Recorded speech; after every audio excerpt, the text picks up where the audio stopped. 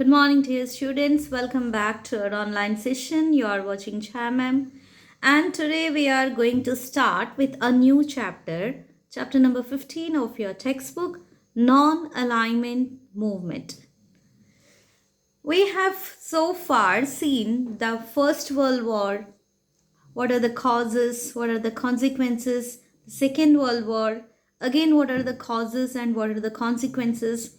Then we have seen the formation of the League of Nations, the formation of the United Nations Organization, and different organs of the United Nations Organization. And also we have seen different agencies of the United Nations Organization. Now, as a concluding part of this contemporary world, or the of the history of this contemporary world, today we are going to come to the last topic of that is non-aligned movement.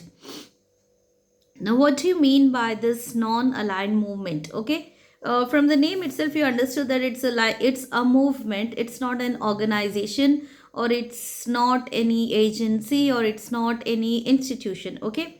Now, this concept of non-alignment emerged during the time of the Cold War. If you remember, have a flashback towards the Second World War consequences, we see that after the Second World War, there existed a Cold War between USA and USSR. Okay, now this divided both the countries into two powerful blocs, and one is led by the USA and the other led by the Soviet Union or the USSR. It was during this period of time that many smaller countries, which were actually under the colonization of the many major countries, became independent. And mostly in the Asia and also in the African continents. Okay. Now, all these smaller countries decided that they will not be joining any of these two powerful blocs. Okay. So, they will not be joining either the USA or the USSR. Okay. And they will be remaining far away from them. And this is this decision of not joining with any of the powerful blocks, we call it as non-aligned. In computer, when you type something, you will be getting an option like alignment. Means what? Making everything under one order or under one category, etc. Right? So you will be having left alignment, right alignment, or center alignment, like that.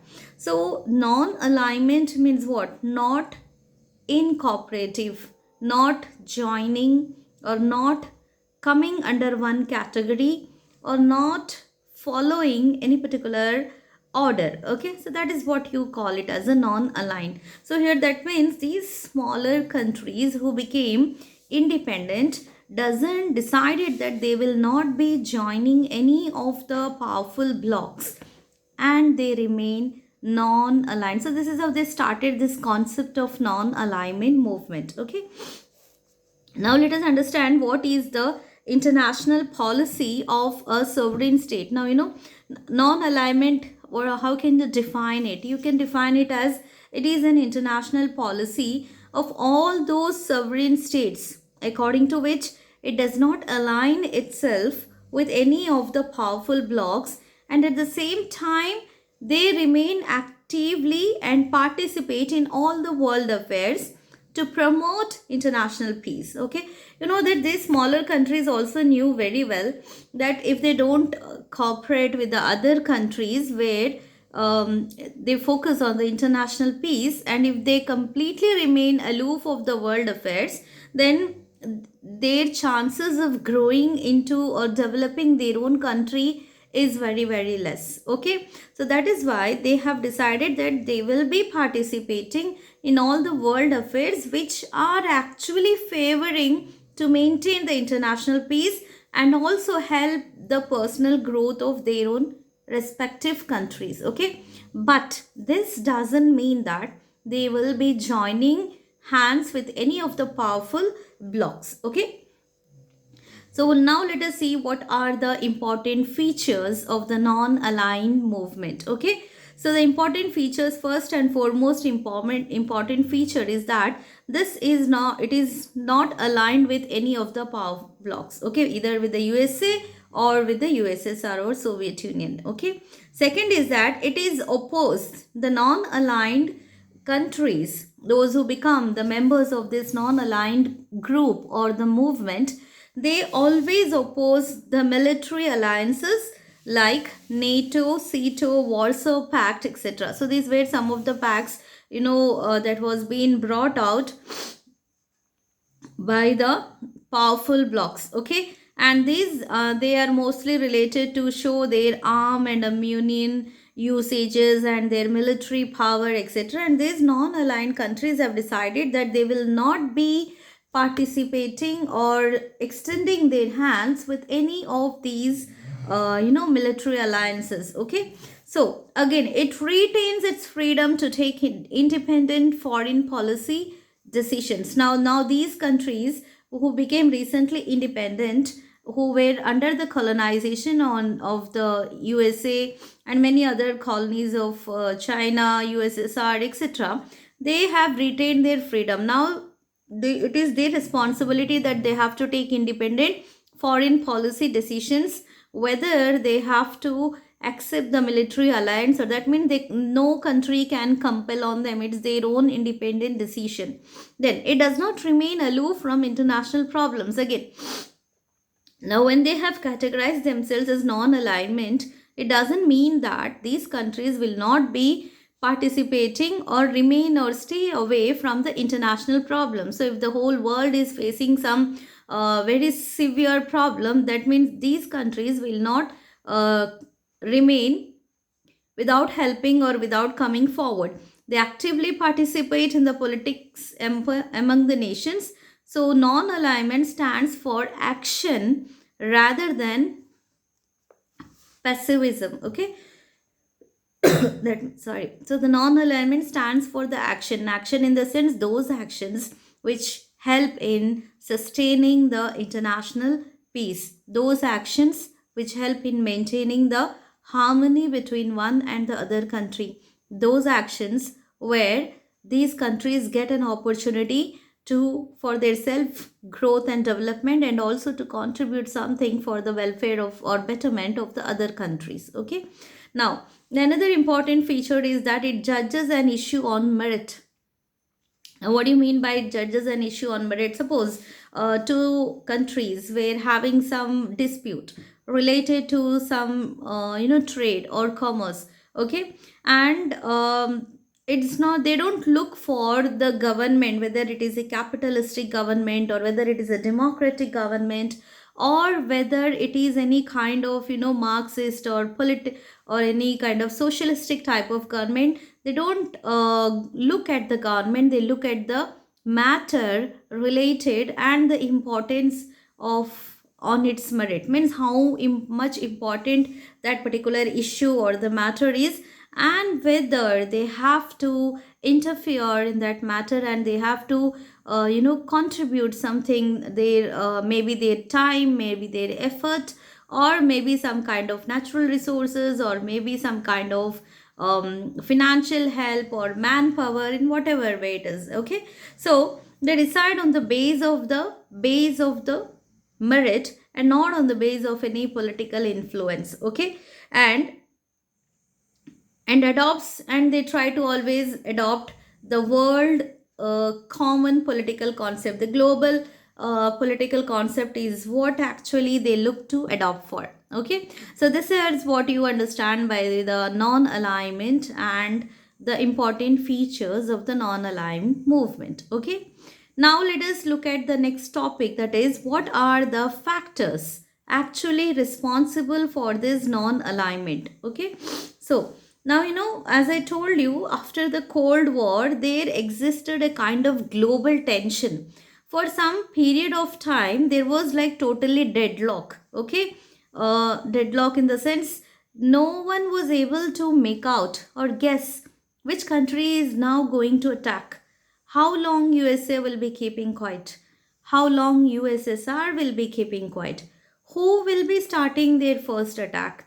Or on what basis they will be attacking, on what topic or on what matter or what power they are going to express now. Though they are all powerful, right? So will they show their military power? Will they show, USA show that it is having more powerful in terms of, because it has already made the nuclear bomb. So will it lead to a bio war? Okay, so different types of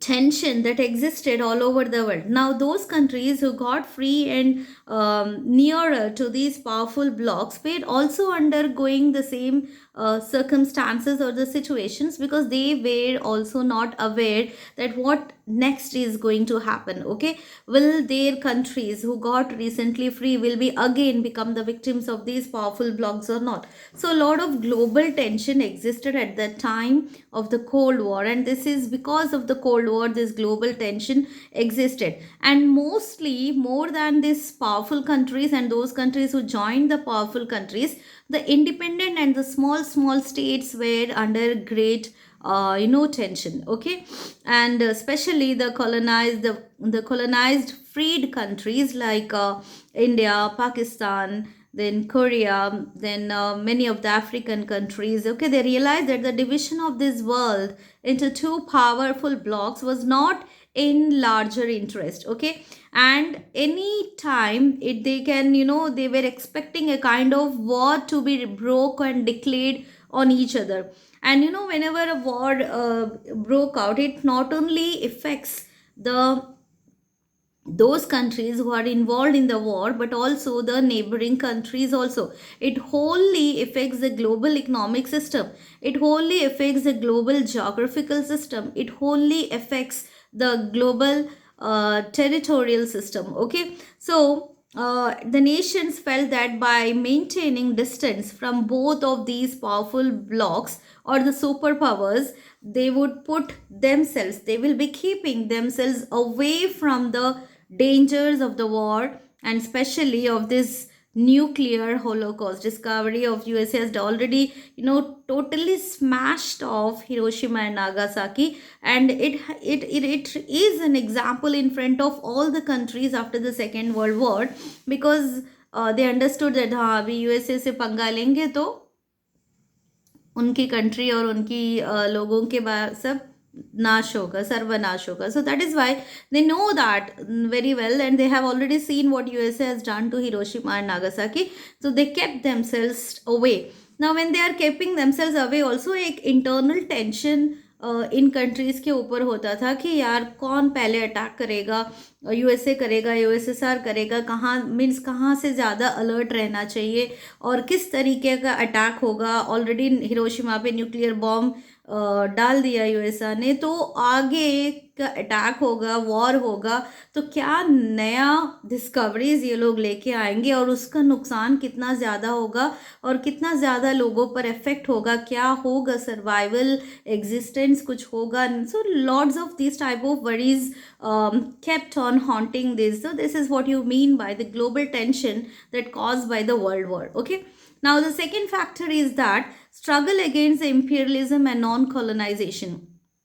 Now the newly independent nations opted for non-alignment. जो नए नए independent nations हो गए, colonized form से free हो गए, वो लोग अपना अपना इंडिपेंडेंट डिक्लेयर कर दिए और इन लोगों ने सब अपना एक संगठन बना लिया, and that is what you call it as non alignment. और इन लोगों ने, because of some emotional and psychological constraints because they have suffered a lot of torture under this being colonized, maybe from many years. India itself was a colony of the British more than 100 years. So ऐसे कई सारे states and countries थे जो USSR, China, USA इन सब के under में colonized रहा था. So अभी बहुत मुश्किल से फ्रीडम मिला है, and again they don't want to go and put their neck into the hole of those countries. Okay, so they wanted to enjoy their newly freedom. They wanted to bring some kind of growth and development and upliftment for the community of their people, and they don't want any kind of pressure and tension from the superior nations. They want themselves, they don't want big territorial, big geographical areas like these powerful countries are fighting. They don't want to show that we are powerful in this and that, but what they have, they want to maintain that, and they want to live peacefully and happily here afterwards. So that is why this there was a struggle. And on the other side, these powerful blocks were also, it's not like they were keeping quiet. They were also trying to influence by giving more and more offers to these independent countries, that if you join us, we will be doing this for you, we'll be doing that for you, we'll be improving your resources, or we'll be giving a new sea route, or you will be helping in the exporting of the trade and commerce, improve, so many offers. But the independent countries made sure that they will be staying away from all these upcoming dangers.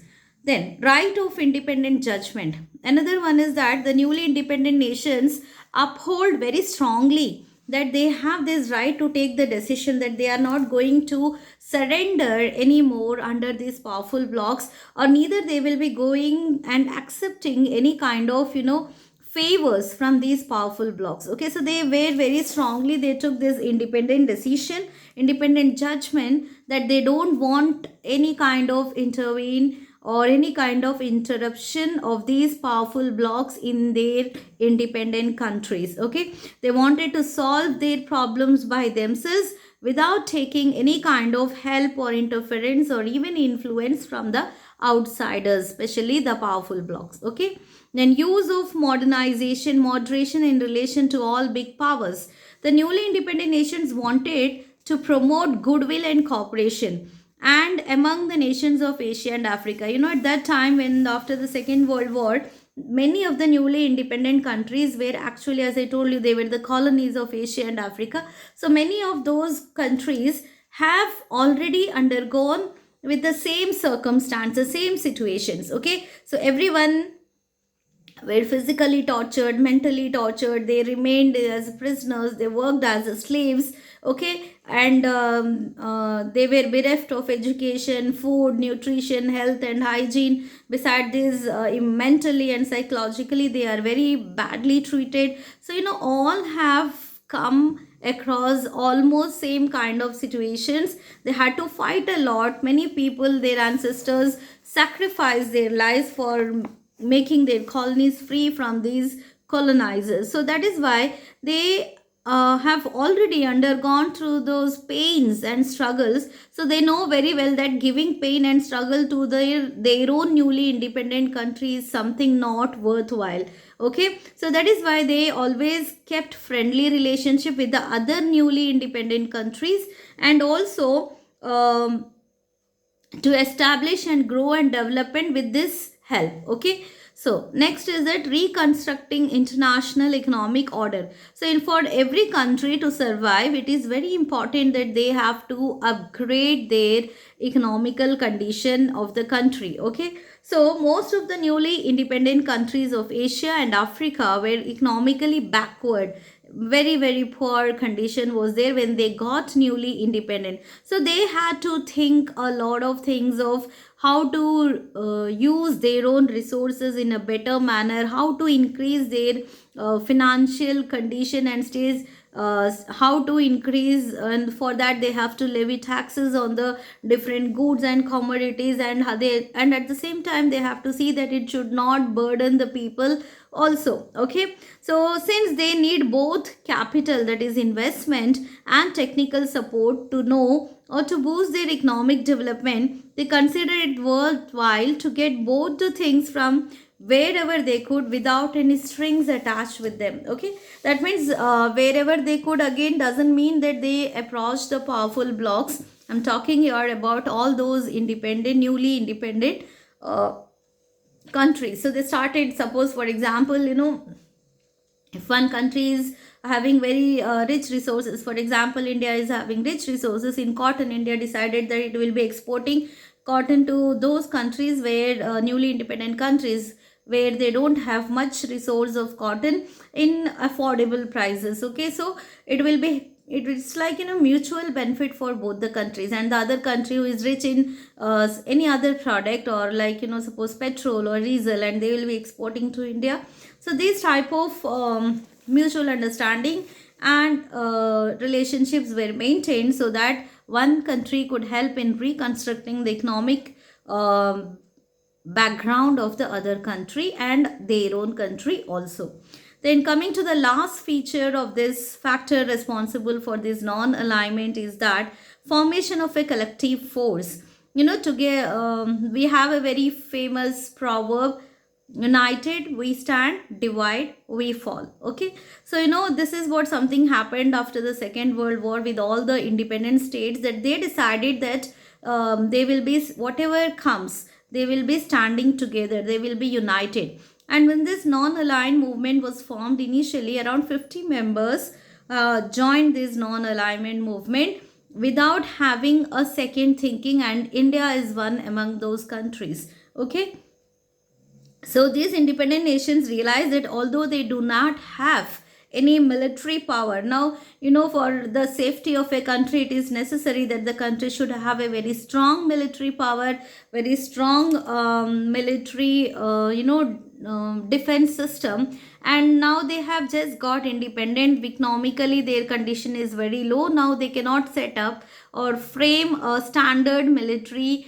or defense system. So in such cases, if any country is in need of, in case, okay, in need of any kind of defense help or support or military support, the country, which are other countries, the newly independent countries, will be giving their military support to this country to save or to protect that country. So this is a collective decision made by all those newly independent countries. Okay, so that's why I told you that proverb in the beginning, that is united we stand, divide we fall. Okay, so they all decided that they will be standing united and to fight against any power that comes on their way to divide them. Okay, so these are the factors responsible for the non-alignment movement. I hope you understood. If anything is there, let me know. I'll repeat with the explanation. So tomorrow we'll continue with the chapter.